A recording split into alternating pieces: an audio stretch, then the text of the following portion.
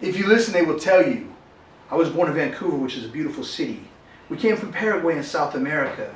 I was born in Seoul, Korea. We lived there until I was 5. We packed everything up into our Toyota Corolla. I drove cross country and went across Oklahoma and Texas. I really came to LA by way of Las Vegas.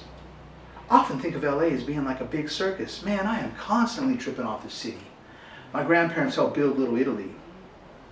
Their story is also tied up with Pasadena. My father was this young kid from Oregon. His first job was in the nursery. I loved instantly the casualness of outdoor living and passion for sports. Back then the barn had a creek running by it. They came in about 1911. He opened up a barber shop on North Broadway, a couple blocks south of New Chinatown.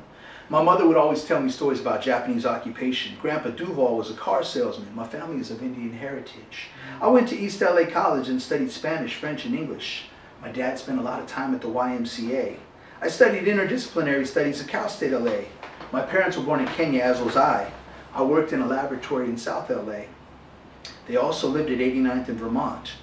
My mother was in a biker gang from Colorado. She came out from Kansas City for $5. Los Angeles is a dream. The pace is slower. 24 blind teenagers from the Los Angeles Junior Blind League taught me how to read the city.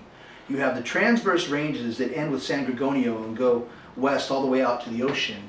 And the peninsula ranges, which end with San Jacinto, and they go south all the way down into Mexico. It was a night of instrumental hip-hop and freehand drawing, but I usually just danced all night. In spite of having grown up in antagonistic political systems, we held a compatible sense of ethics. We took 19 days crossing the Pacific, so why should we hold grudges? Our final port of call was San Francisco. There was a lot of optimism and hope. It was the age of Aquarius around the world. We took Ekaloa to see Totoro with the Egyptian. I was born in San Fernando, the San Fernando in Trinidad, not in the valley. I mean, there we were in a tropical paradise. Our weekends were filled with trips to the beach. There were Afghan refugees and live musicians. People would go across the canyons, guys and girls.